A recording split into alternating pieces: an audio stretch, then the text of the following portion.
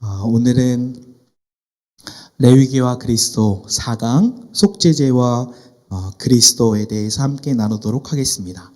우리가 지금까지 세 가지 번제, 소제, 화목제 이렇게 배워왔습니다. 특별히 이 번제와 소제와 화목제는 자원제의 성격이 있다라고 말씀을 드렸습니다. 그래서 자원하는 마음으로 하나님께 드리는 것이고 그 끝에 여호와께 향기로운 냄새니라라고 끝납니다. 그리고 오늘 속죄제와 다음 주 속건제는 죄와 관련된 의무적인 제사입니다. 반드시 무조건적으로 드려야 하는 제사입니다. 왜냐하면 이 속죄제의 제사를 드리지 않으면 죄의 문제가 해결되지 않기 때문입니다. 그래서 그 끝에는 속죄한즉 그들이 사함을 받으리라 이렇게 많이 끝납니다. 오늘은 속죄제에 대해서 우리 레위기 4장 1절에서 12절까지 함께 읽어보도록 할 텐데요. 속죄제에 대해서 한번 생각해 보시면서 교독하시고 마지막 절은 합독을 하도록 하겠습니다. 제가 먼저 1절 읽겠습니다. 여호와께서 모세에게 말씀하여 이르시되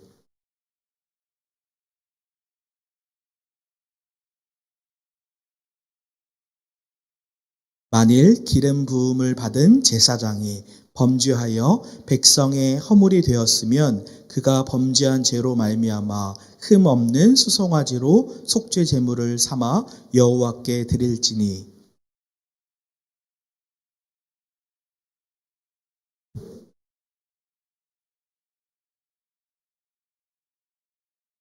기름 부음을 받은 제사장은 그 수송아지의 피를 가지고 회막에 들어가서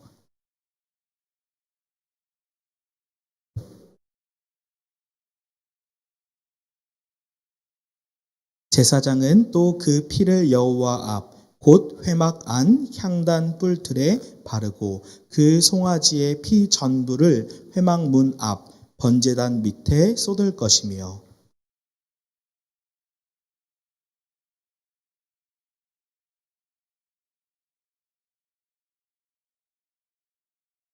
두 콩팥과 그 위에 기름 곧 허리 쪽에 있는 것과 간에 덮인 커플을 콩팥과 함께 떼어내되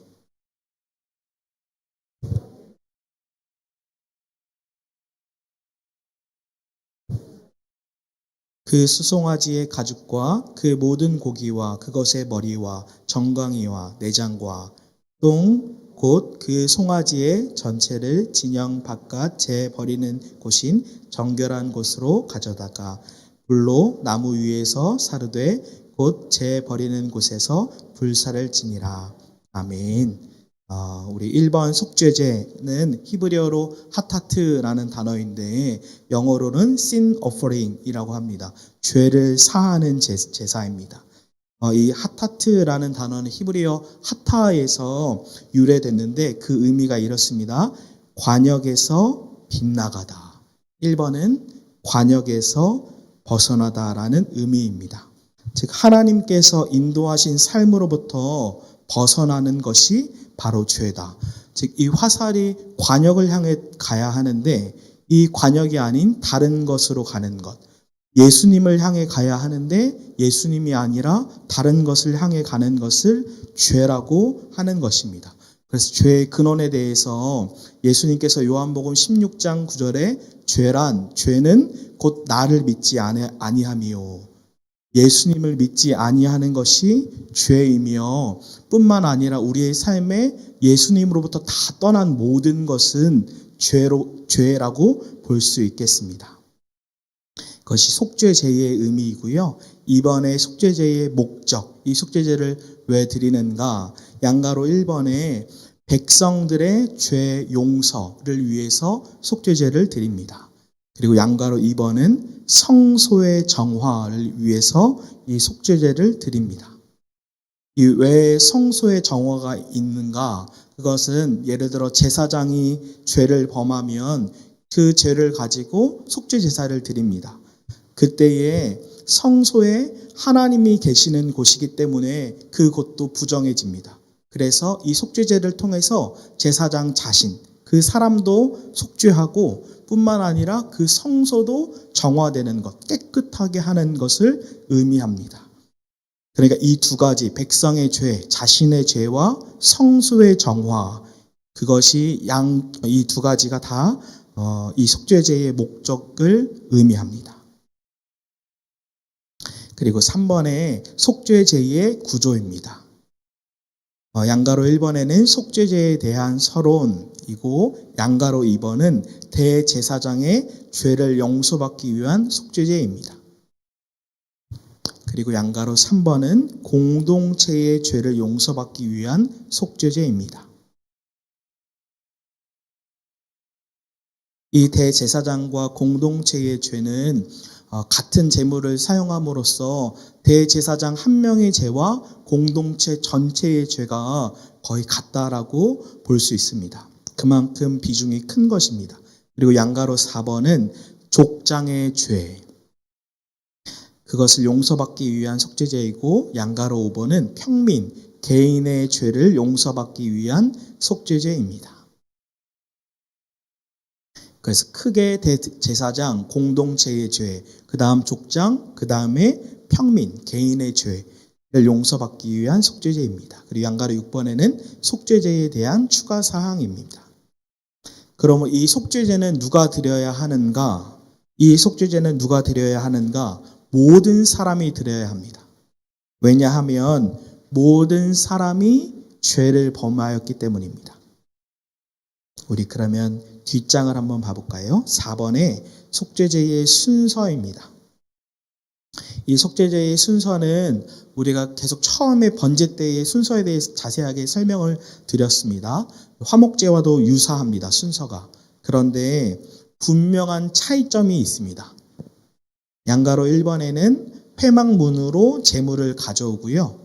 그 다음에 제물의 머리에 안수, 싸막, 안수하다라는 의미를 가지고 있고 양가로 3번에는 도살합니다. 그리고 양가로 4번이 피를 처리합니다. 이것이 다른 제사와 분명한 차이점이라고 볼 수 있어요. 피를 처리하는 것. 그리고 양가로 5번에는 내장과 기름 처리, 우리가 읽은 것처럼 화목제와 유사하게 이걸 처리하고 양가로 6번에는 남은 제물의 처리입니다. 이것도 이 두 가지 피 처리와 남은 제물의 처리가 속죄제는 다른데요. 이것을 더 깊이 살펴보도록 하겠습니다. 피 처리와 남은 제물 처리. 먼저 5번의 제물의 피 처리입니다. 이 피 처리가 화목제와 가장 큰 차이점을 두고 있습니다. 5번의 양가로 1번은 성소의 휘장에 7번 뿌립니다. 그 피를 성소의 휘장에 7번 뿌립니다. 그래서 6절 말씀에 오늘 본문 6절에 그 제사장이 손가락에 피를 찍어 여호와 앞 곧 성소의 휘장 앞에 7번 뿌릴 것이며 라고 합니다. 이 이미지 보이시죠? 옆에 그림처럼 그 두 번째 그림에는 지성소, 언약궤가 있는 지성소가 있고 옆에는 성소가 있는데 지성소는 언약궤, 하나님이 실제로 임재하시는 곳, 그곳에는 대제사장이 1년에 딱 한 번 들어갈 수 있다고 말씀을 드렸습니다. 하루 그 지성소와 성소를 가르는 휘장, 거기에 7번 피를 뿌리는 것입니다. 성경에서 7번은 우리가 잘 알듯이 완전한 숫자를 의미합니다. 즉 완전한 용서를 상징합니다. 그렇다면 왜 성소의 휘장에 피를 뿌렸는가?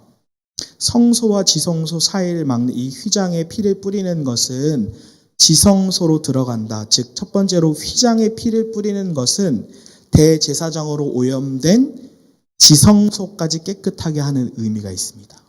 다시요. 휘장에 피를 7번 뿌리는 것은 성소뿐만 아니라 언약궤가 있는 지성소까지 깨끗하게 정화하는 의미가 있다.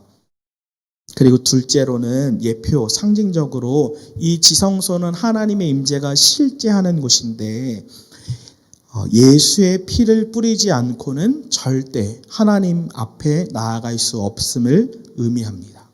그래서 히브리서 10장 19절에 예수의 피를 힘입어 성소에 들어갈 담력을 얻었나니, 히브리서 10장 19절 말씀처럼 예수의 피를 뿌리지 않고는 절대로 하나님 앞에 나아갈 수 없음을 의미하는 것입니다.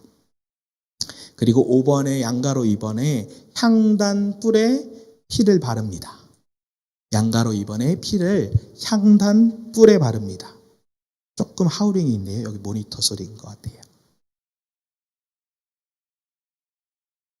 옆에 두 번째 그림처럼 성소 안에 잘 보시면 향제단이라고 써져 있죠. 성소 안에 향제단이 있습니다. 이것이 분향단입니다. 이 분향단 뿔에 피를 바르는 것입니다. 그 의미가 무엇이냐면 첫 번째로 기구를 깨끗하게 하는 의식이 있습니다. 이 분향단은 성소 안에 있기 때문에 그 성소 장소를 정결하게 하는 의미가 있습니다. 그리고 두 번째로 이 향단의 뿔을 바르는 의미는 무엇이냐면 성소 안에 있는 이 향단은 향을 피워서 올라가는 연기, 곧 기도를 상징하는데 이 말은 무엇이냐면 기도의 응답 받는 이유가 우리의 열심에 있지 않고 예수 그리스도의 피에 있음을 의미합니다. 다시요. 이 기도의 응답, 하나님께서 기도에 응답하시는 것이 우리의 열심인 기도, 불교도 열심으로 기도하잖아요. 그 열심히 기도한다고 닿는 것이 아니라 예수의 피 때문에 우리 기도에 응답하신다는 것을 상징합니다. 그래서 김남준 목사님은 이와 같이 말씀하셨는데 하나님께서 우리의 기도에 응답하시는 유일한 근거는 오직 예수 그리스도의 피 때문입니다. 하나님께서 우리의 기도에 응답하시는 유일한 근거는 오직 예수 그리스도의 피 때문입니다. 이 예수님의 피 때문에 하나님께서 우리의 기도에 응답하시는 것입니다. 그리고 5번의 양가로 3번은 남은 피는 번제단에 쏟습니다. 그 남은 모든 피는 번제단 앞에 다 쏟습니다.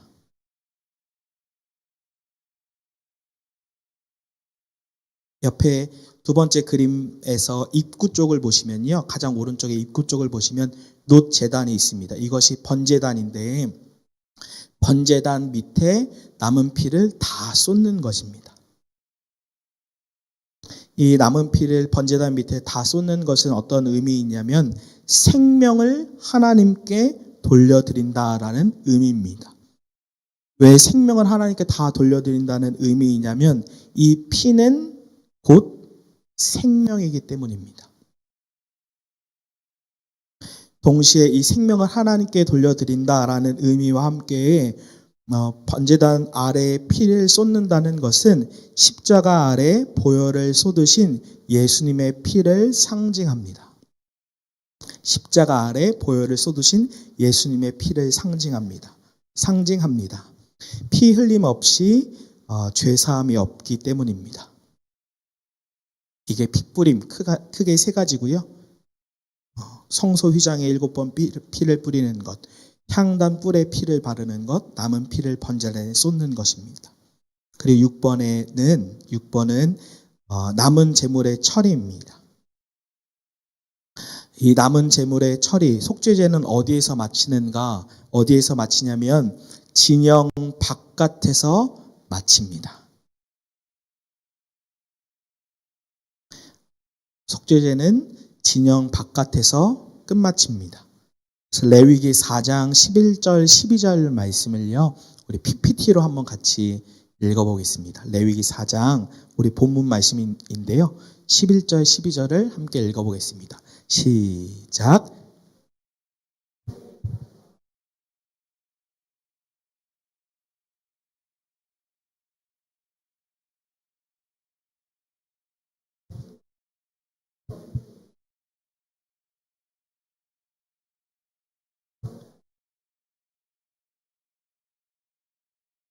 아멘. 가죽과 머리, 내장, 고기, 똥 이것을 진 밖에서 불사릅니다. 이 남은 고기와 똥 전체를 진 밖에 버리는 것인데 이 고기와 똥을 다 태우는 의미는 무엇이 있냐면요. 제사장은 자신의 죄를 담당할 수 없음을 의미합니다. 제사장은 자신의 죄를 담당할 수 없다. 이게 무슨 의미냐면 속죄제 의식에서 제사장이 이 제물을 먹는 것, 그것이 제사 드리는 사람의 죄를 담당하는 것을 의미합니다. 그것이 레위기 10장 17절에 나와 있는데 그 사람의 죄를 담당하는 것을 의미하는데 제사장 스스로가 그 죄를 담당할 수 없기 때문에 먹지 않고 다 태워서 드리는 것입니다. 그리고 제사장이 또 제물을 먹는 특권이 원래 있는데 자신이 죄를 짓고 그 유익을 다시 얻으면 안 되기 때문에 먹지 않고 완전히 소각하는 것입니다. 제가 밥을 못 먹어서 배고파서 죄를 짓고 먹으면 안 되잖아요. 그렇기 때문에 그 유익을 얻지 못하도록 완전히 소각하는 것입니다. 죄와 관련이 있기 때문입니다. 그리고 7번에 우리 속죄제의 제물의 종류인데요. 어떤 동물을 제물로 드리는가 합니다. 우리 레위기 17장 11절 말씀 중요한데 우리 함께 읽어보겠습니다. 시작.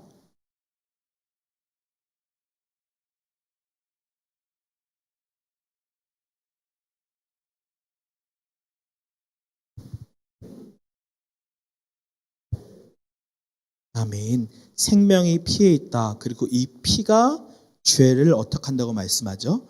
속한다. 즉, 이 피, 동물의 피를 통해서 죄를 속하기 때문에 이 속죄 제사에는 반드시 피가 있어야 합니다. 그래야만 죄를 속하기 때문입니다. 한번 표를 보시면요.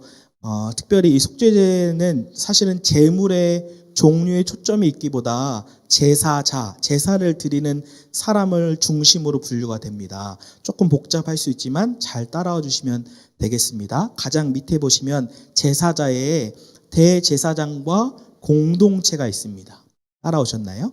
대제사장과 공동체가 죄를 범했을 경우에는 속죄제의 제물에 수소를 제물로 드립니다. 그래서 동그라미 수소 이렇게 쓰시면 됩니다. 대제사장이 범죄했을 때도 수소, 공동체 전체가 죄를 범했을 때도 수소입니다. 그래서 왜 지도자의 범죄와 공동체 전체의 범죄가 똑같이 취급을 당했는가? 왜냐하면 리더가 타락을 하면 공동체 전체에 영향을 주기 때문입니다. 그래서 동일하게 교회의 지도자도 굉장히 중요한 것입니다. 이 지도자 한 사람의 영향력이 굉장히 크기 때문입니다. 그것이 선하든 악하든 영향력이 있기 때문에 지도자가 중요하고 우리는 지도자를 위해서 끊임없이 기도해야 하는 것입니다. 담임 목사님을 위해서, 교역자를 위해서, 운영위원회를 위해서, 한국교회의 지도자들을 위해서 계속 기도해야 하는 이유가 여기에 있습니다. 그리고 밑에 족장이 죄를 범했을 경우는 숫염소를 드리고요. 그리고 평민 두 가지 있죠. 평민이 죄를 범했을 때 속죄 제물은 암염소나 그리고 암컷 양을 드렸습니다. 조금 복잡해서 제가 이거 두 가지는 써놨습니다. 족장과 평민이 죄를 지었을 경우, 그리고 가난한 자가 죄를 지었을 경우에는 새를 드립니다. 새에 동그라미를 치시면 됩니다. 가난한 사람은 산 비둘기나 2마리나 집 비둘기 2마리로 제사를 드렸습니다. 그래서 레위기 17장 11절 말씀처럼 피는 생명이면서 이 속죄하는 데는 반드시 피가 뿌려져야만 속죄가 됩니다. 그러면 한번 상식적으로 이 속죄제의 피 흘리는 제사인데 가장 마지막 곡식은 드릴 수가 있을까요? 없을까요? 네, 피를 드려야 하기 때문에. 그런데 레위기 5장 11절 밑에 있는 말씀 한번 같이 읽어볼 텐데요. 곡식으로 이 속죄제를 드릴 수 있는지 없는지를 한번 보겠습니다. 생각하시면서 한번 읽어보겠습니다. 레위기 5장 11절입니다. 시작.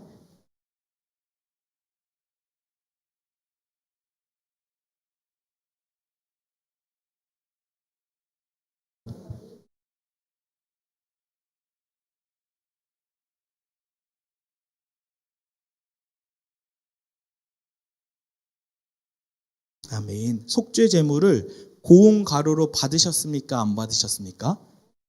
받으셨죠. 잘 따라오시면 이 산비둘기, 집비둘기에도 미치지 못하다는 건 더 가난하다는 이야기죠. 더 가난하면 그의 범죄로 말미암아 고운 가루 10분의 1 에바를 예물로 가져다가 무엇으로 드리라고 하나요? 속죄 제물. 네. 그러니까 제사자에서 더 가난한 사람이 곡식으로 드릴 수 있는 겁니다. 동그라미를 치시면 됩니다. 저는 이 말씀을 연구하고 공부하면서 제일 이것이 놀랐는데요. 속죄함에는 반드시 피가 있어야 된다고 주님께서 약속을 하셨는데 이 규칙을 깨서라도 더 가난한 사람, 그 사람이 속죄하고 구원받기를 원하시는 하나님 아버지의 마음이 있는 겁니다.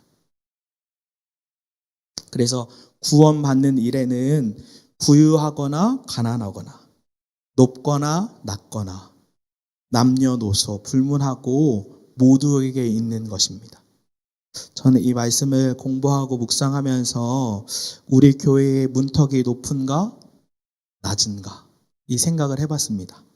가난한 사람, 노숙자, 약자가 들어오기에 문턱이 낮은가 높은가. 전 또 뭘 생각해봤냐면요. 더 실제적으로 그러니까 노숙자분들이 오셔도 전 따뜻하게 대할 수 있더라고요. 근데 제가 만약에 생각을 해봐서 제가 작은 교회 10명의 교인의 담임 목회자라면 냄새나는 노숙자분이 오거나 정신적으로 질환 있는 분이 오시면 나는 웰컴할 수 있을까? 성도님들은 어떠세요? 저는 솔직하게 이것을 묵상하면서 웰컴하고 싶지 않다. 이것이 저의 솔직한 마음이었습니다. 근데 이 말씀을 공부하면서 주님의 마음과 정반대구나. 주님은 더 가난해도 노숙자여도 냄새가 나도 정신적인 질환이 있어도 그들을 구원하기 원하시는 것이 하나님 아버지의 마음이구나. 그래서 좀 괴로웠습니다. 예수님은 닮지 못했구나. 그리고 이렇게 기도했습니다. 하나님, 하나님의 사랑을 저에게 더 부어주십시오. 저는 이 피를 묵상하면서 예수님의 피 안에 담긴 하나님의 사랑이구나. 이 예수님의 피 안에 하나님의 사랑이 담겨 있구나라고 생각이 들었습니다. 그러면서 주님, 예수님의 피 안에 담긴 그 하나님의 사랑의 마음을 저에게도 부어주십시오. 라고 기도했습니다. 우리 그리고 8번을 볼까요? 8번의 속죄제와 예수 그리스도입니다. 이 속죄제를 통해서 양가로 1번의 피 뿌림을 알 수 있습니다. 속죄제와 예수 그리스도에서 피 뿌림을 알 수 있습니다.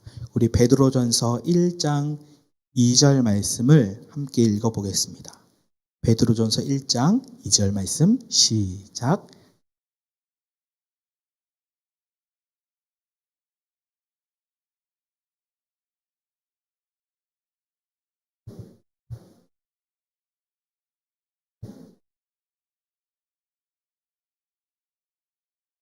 아멘.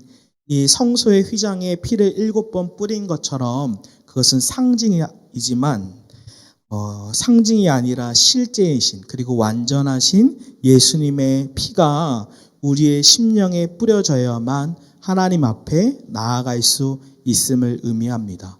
예수님의 피 뿌림은 무엇인가? 그것은 종교 생활을 하는 것이 아니라 성령의 인침, 성령의 적용으로 예수님께서 피 흘리신 그 십자가의 사건이 정말로 나에게 믿어지는 것을 의미합니다. 그래서 우리는 끊임없이 확인하고 질문해야 하는 것 같아요.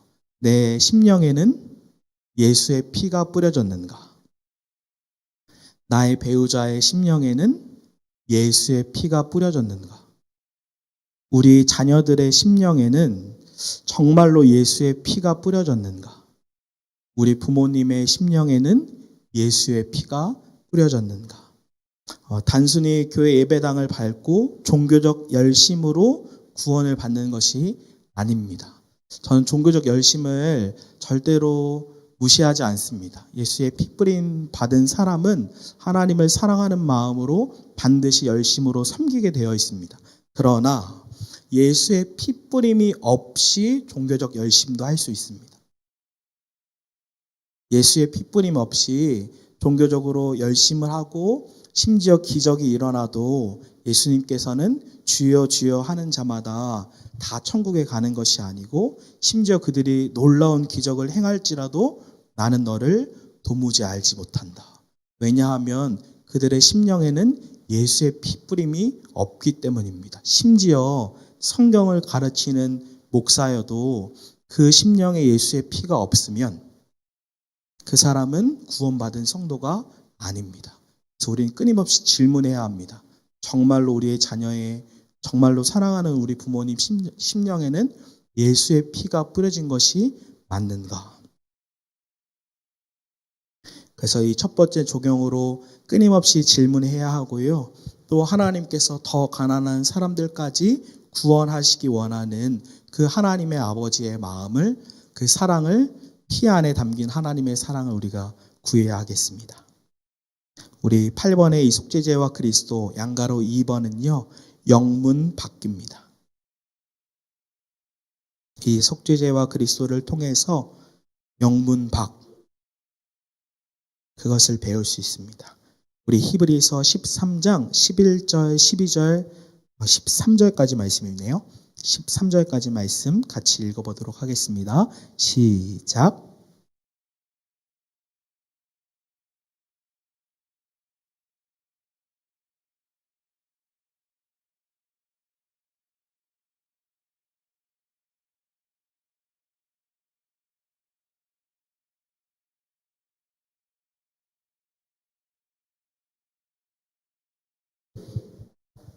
아멘. 그 12절에 그러므로 예수도 자기의 피로써, 즉 예수님 자신이 속죄 제물이 되셔서 이 11절의 말씀처럼 그 육체는 영문 밖에서 불사름이라, 이 말씀처럼 제물의 똥과 같이 고기와 같이 예수님의 육체가 다 드려졌다. 온 인류를 위해서 속죄 제물로 죽으신 것을 의미합니다. 그래서 하나님께서 모든 영광을 다 버리시고 이 땅에 성육신 하신 것 같이 우리도 그 예수님을 닮아서 영문 밖으로 나가라라고 말씀하고 있는 것입니다. 제가 이스라엘 성지순례 갔을 때 기억나는 곳이 예수님께서 십자가를 지시고 걸어가시는 동안 일어났던 사건들 14곳을 하나하나 표시되어 있는 곳을 인상 깊게 봤습니다. 그곳에 예수님이 이곳은 넘어진 곳입니다. 그렇게 써져 있고 구레네 사람 시몬이 억지로 십자가를 진 곳입니다. 이곳은 예수님께서 내 딸아 나를 위해 울지 말고 너희 자녀를 위해 울라.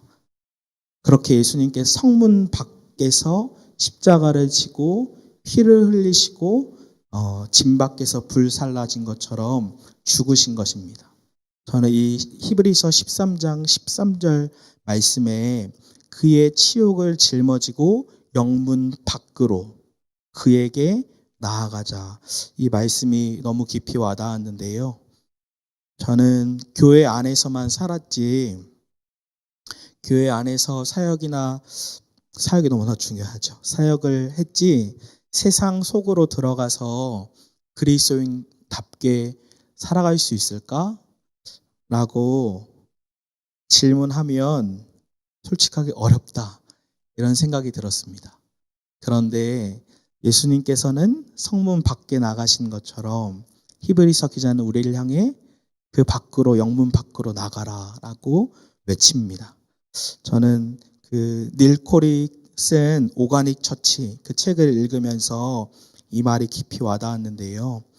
성교적 교회란 세상 밖, 담배 연기가 자욱한 곳 안으로 들어가 그리스도인으로 사는 것이다.